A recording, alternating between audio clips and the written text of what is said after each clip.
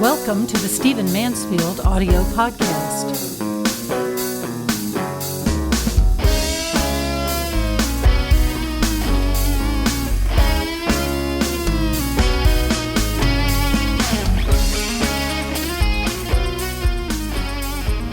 I want to talk to you for a few minutes about 2016, and I want to tell you that I am declaring 2016 the year of the great man. Now, you know that I use the phrase great man to describe the kind of men that we're trying to build in these great man events that we have, that I'm trying to build in the books that I write. But my vision of manhood is what I call great manhood. It's a man who lives large. It's a man who lives invested in those he's responsible for. It's a man who connects with other men for the good of the community and for the perpetuation of righteous manhood. It's a man who lives out to the edge and risks and does the things that a man ought to do in pressing the boundaries, and et cetera, et cetera, et cetera, all the things that I teach. So that's my phrase, great manhood.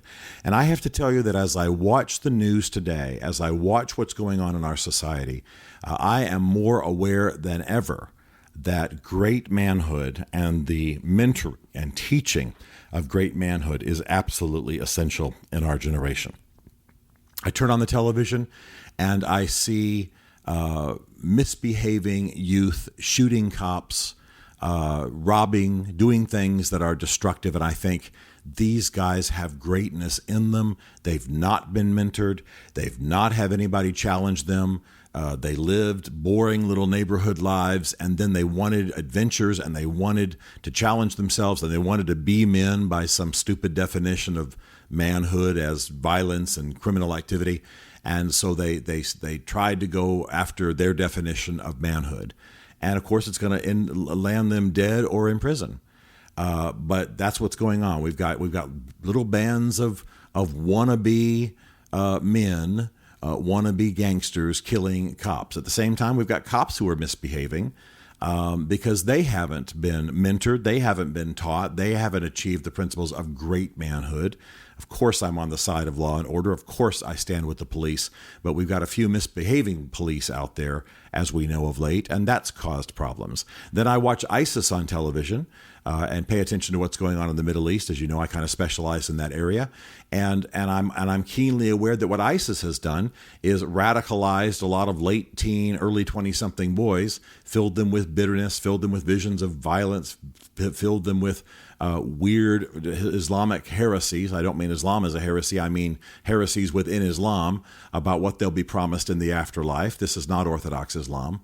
And then, of course, these kids will do all kinds of horrible things. ISIS has murdered over 3,500 people since its inception just about a year and a half ago. And most of that has been done by teenage boys or early 20-something boys. And so there again, I look and I say that the theme of great manhood, the theme of righteousness, righteous manhood lived to the glory of God, the theme of manhood as character and protection, and the banding together of men for noble purposes, all of that is critical. I look at other things happening in our society. I look at this recent situation at St. Paul's School where a young man was on trial for raping an underage girl. He was 18, she was a new student, so she was under 18, and they had a tradition at this school, of sort of, quote unquote, schooling the young and putting an upper class boy with the underclass girl as sort of an initiation process. And of course, it often led to sex. In this case, there was an accusation of rape. I got to tell you, I watched that and I just want to scream, where are the righteous and great men? Where are the great men on that faculty? Where is the great man as a president? Where are the great men who are parents? No father, no true man would allow that to go on in a school that either his daughter or his son attended. I got to tell you, if my son was going to a school where he was paired up with an underclass girl, with the assumption, with the approval of the faculty, by the way, and the assumption that there was going to be some kind of initiation sex, I would storm into that place, take him out of that school if I had to.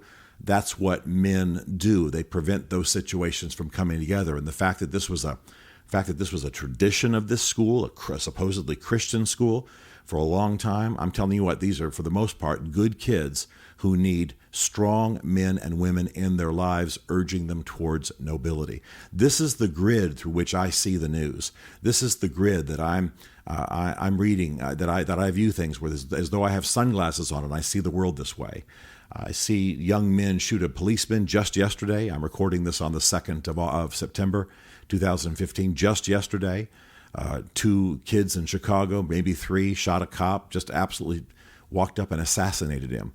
A few days before, an insane man filled a cop with 15 bullets and killed him at a gas station. It's going on all the time. And my constant cry is, where are the great men?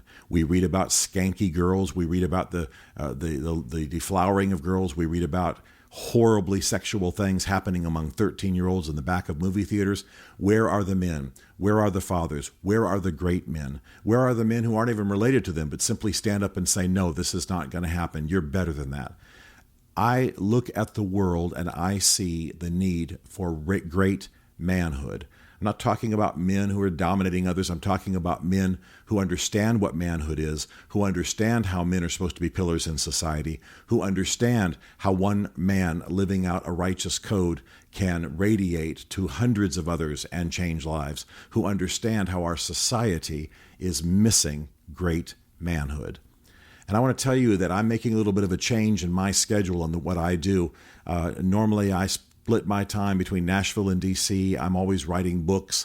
I'm often overseas. I do a lot of consulting. But in 2016, I really want to speak to men.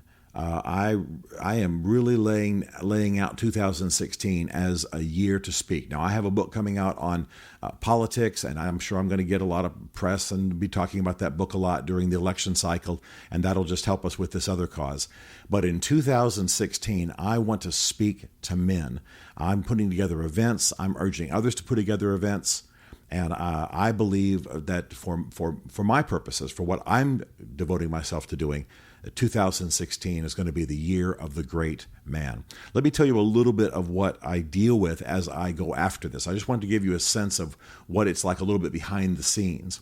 The only organizations that really budget for and plan for events to extend manhood are, for the most part, churches. Think about it. For the most part, your public school doesn't. For the most part, colleges, universities don't. For the most part, high schools, elementary schools don't. Prisons don't. Most jobs don't. Even businesses that do a lot of continuing education. For the most part, the main institution that is planning for an enhancement, programs of enhancement of manhood, are churches. The problem is that they tend to do it in a rather churchy way that doesn't engage men for the most part, tend to circle them up in the fellowship hall after some biscuits and gravy and put them in a circle and get them to talk about themselves. It's not the most effective way to go. And the other problem is that the budget for men's ministry in most churches is very, very tiny. I've talked to pastors, I've talked to church boards in the last years who want to do big events and want to have their men impacted. And I'll say, well, how much have you budgeted? How much have you laid aside? You'll have a church with a budget of millions, and they've laid aside a couple thousand for ministering to men. It's just not going to work. So in 2016, I'm challenging business leaders. I'm challenging schools at every level. I'm challenging, yes, churches. I'm certainly not leaving them behind. I'm even challenging private individuals to put together events in which men gather and can be challenged to greater manhood. In 2016, I will do events in the homes of wealthy men who have pulled together all of their fellow kind of business leaders, political leaders into their home, put together some money to take care of me, take care of the food, and have a multi-night event in their home. There are schools, colleges that are having men's events. And for the first time, because they realize that a lot of what they deal with on campus, from inappropriate sexual activity to minor criminal stuff to just manners in the classroom to the safety and protection of women, all of that comes down to manhood. I'm doing it in some military situations. I'm doing it on some sports teams. Look at what the NFL is dealing with in terms of abuse of women. Well, how about some righteous men on some of these teams? And so I'm talking to some NFL teams. It's not just about me, and it's not just about what I do, but it is a need, a call, an urgency. We have to address righteous, noble, valiant manhood in more than just churches. And I say that as a guy who's a member of 2 churches. We have to begin to talk about it in our schools, in our businesses, in our communities. And the money is there, the venues are there. We can do this. So I'm challenging colleges and universities, schools of every kind, private individuals of means, every kind of organization, to begin to think in terms of manhood, to begin to urge young men and older men to be true men. We're seeing tremendous things. This last year, I taught manhood in Singapore and Manila, all over the U.S. This next year, I'll be again in Asia. We're talking about Europe. It's not about the Stephen Mansfield World Tour. What it is about is a generation that can be won back from some of its devastations by a strong emphasis on manhood. Now listen, I don't have any problem pushing on this a little bit because our times are desperate for it. We have a website, GreatMan.us, GreatMan.us. You'll see resources, materials. Also, my personal website is StephenMansfield.tv. Contact us through that website. Talk to us about events you might want to be able to put together. Let's impact men in 2016. Every pastor listening should be part of something like this, doing it in your church, doing it with a bunch of churches in your community. You college and university presidents, there's no reason not to have a great man event of some sort. Call it what you want and get good speakers in and do this thing. Do it on a faith basis. Don't do it on a faith basis. We can do it both ways. Other people do it both ways. There are fine speakers. I can help you think it through. But you need this on military bases. You need this in colleges and universities. Businesses, you want to see productivity soar.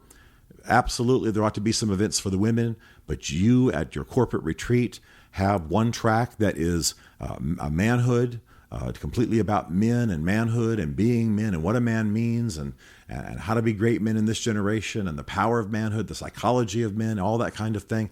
I'll tell you what, you will have a more productive company. So I'm not hesitating to push and say, we're doing this, let us do it with you. 2016 is the year of the man. Contact us. The year of the great man. Contact us. And contact us through StephenMansfield.tv and also check out what we do at GreatMan.us. Let's do this together. Stephen Mansfield is a New York Times best-selling author, a popular speaker, and a frequent faith and culture commentator on CNN, Fox, and the Huffington Post. His groundbreaking books on faith and society include The Faith of George W. Bush, The Search for God in Guinness, Mansfield's Book of Manly Men, and The Miracle of the Kurds. You can learn more about Stephen at StephenMansfield.tv and GreatMan.us, and connect with him on Facebook and on Twitter under the name Mansfield Writes. The Stephen Mansfield podcast is produced by Isaac Darnell, who also wrote, performed, and produced the Rockin' Podcast theme song. Be sure to rate the Stephen Mansfield podcast in the iTunes Store. This is a Chartwell Literary Group production.